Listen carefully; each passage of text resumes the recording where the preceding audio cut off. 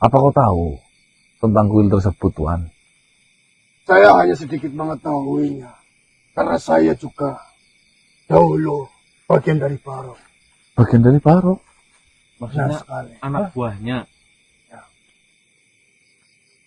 Dulu saya adalah salah satu dari bagian Paro yang menjadi penagih hutang buat para warga di sini. Kolektor. Namun,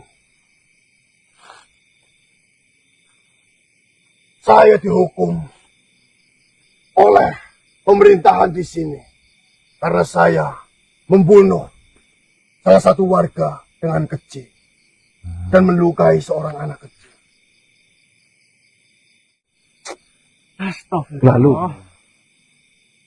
apa yang kau ketahui tentang kuil Rambas Tinekun, Tuan? Kuil Rambas Tinekun sekarang diisi oleh Baswa Pinunjul. Ya. Asal kalian ketahui, Baswa Pinunjul adalah makhluk bukan berasal dari bangsa seperti saya ataupun manusia seperti kalian.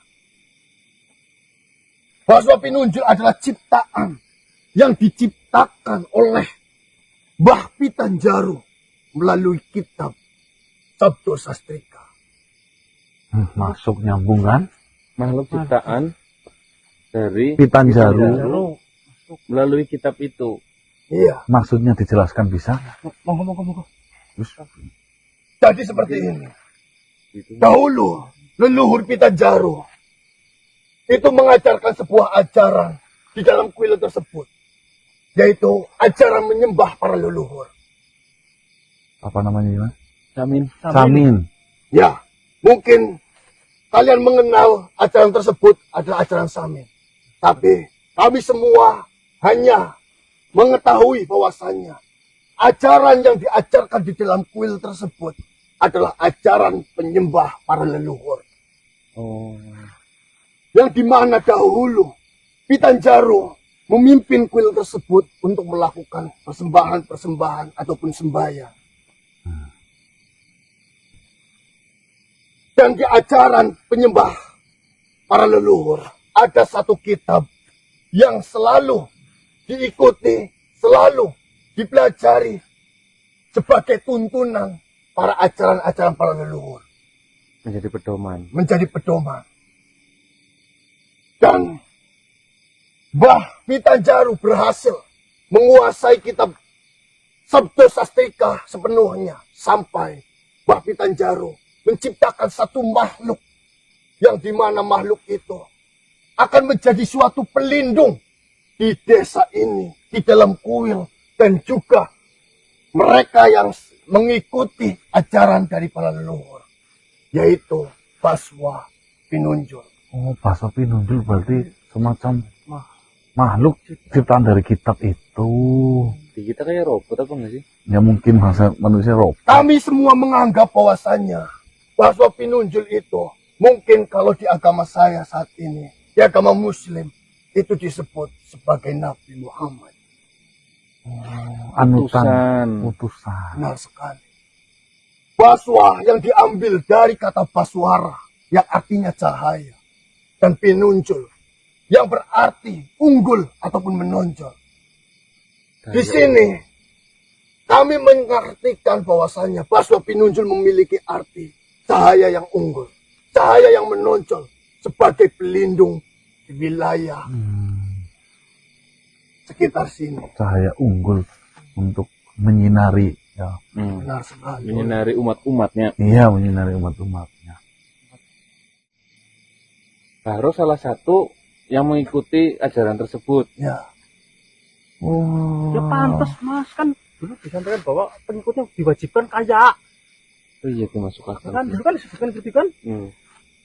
Ada juga dua makhluk yang sekarang sudah tidak ada di sini, yaitu ada di desa seberang, yaitu di desa kalau tidak salah Catino, yaitu Segawono dan juga Akrong. Ya terkonfirmasi. Ketiga makhluk itu adalah para petinggi-petinggi dari penyembah para leluhur. Pengikut setia dari ajaran Amin. leluhur itu. Dari Benar ajaran sekali. Amin.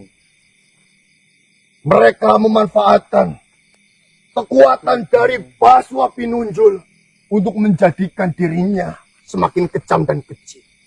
Contohnya, Barok, Semakin kaya juga. tentunya. Menurutmu, apa yang dilakukan Barok di wilayah ini selama ini? Barok adalah makhluk hina yang benar-benar kejam di sini. Dia menindas para warga semuanya. Asal kalian ketahui, para warga itu dipaksa berhutang kepadanya dikarenakan apa yang dia kerjakan di ladang, apa yang dia kerjakan di usaha jualan dan lain sebagainya. Mereka ganggu, mereka buat mereka itu tidak dapat penghasilan satupun. Sampai akhirnya mereka kesusahan, mereka bingung untuk kesehariannya. Makan mencari dari mana, untuk menghidupi anaknya dengan apa. Sampai akhirnya Baroklah yang menjadi jalan satu-satunya untuk menyediakan kepeng-kepeng emas untuk kebutuhan mereka. Dan setelah Barok memberikan kepeng emas itu, Barok memberikan bunga yang cukup tinggi di setiap harinya. Semakin mencekik ya. Benar sekali.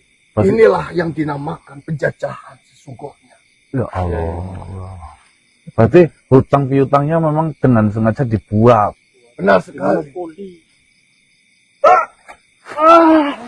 Kenapa Tuan Jumara? Kanker kayaknya mas.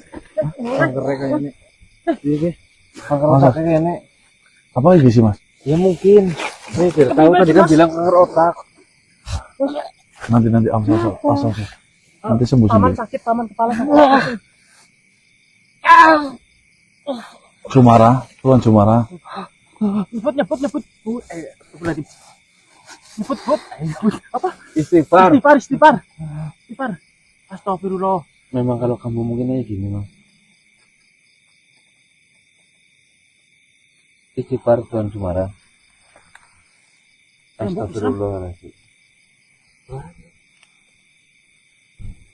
Astagfirullah. Bagaimana Tuan?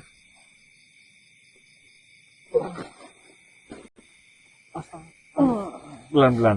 Duduk saja Tuan Jumara, jangan berdiri. Mungkin kau butuh minum. Silahkan.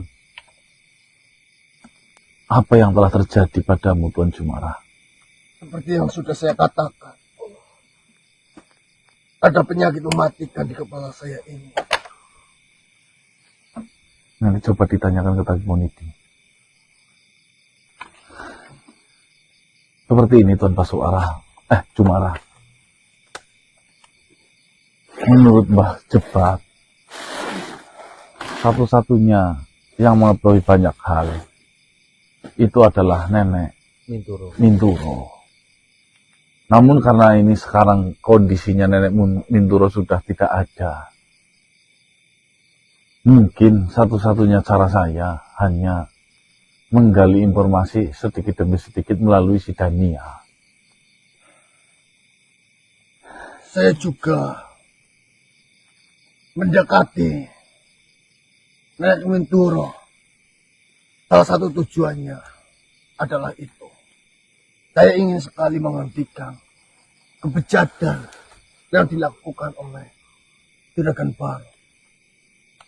Satu-satunya pelindung yang diharapkan oleh Juragan Barok itu adalah melawan Baswa Pinunjul. Maka dari itu, beberapa minggu ini saya selalu menutupi hutang dari Nenek Minturo. Dan di hari ini, karena saya sedang banyak sekali pekerjaan, saya datang terlambat ke tempat di mana Nenek Minturo berjualan. Dan di situ sudah tidak ada siapa-siapa. Sampai akhirnya saya mendatangi rumahnya. Dan ternyata kondisinya seperti ini. Bakar malah sama si Dengan Barok. ketua pasarnya ya. Bukan. Saya bukan siapa-siapa. Saya hanya mantan pendosa.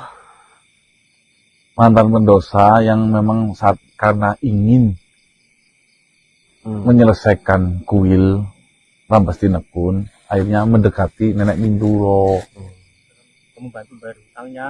ambil bayar hutangnya Mas. Tapi belum mendapatkan informasi malah Nenek Minduro sudah tidak ada. Ya seperti ini saja, Tuan Jumara. Kalau memang kau tujuannya sama dengan kita, ya, kita ingin terbebas dari penjajahan yang sebenarnya. Mari kita satukan apapun informasi yang kita dapatkan, kita kumpulkan,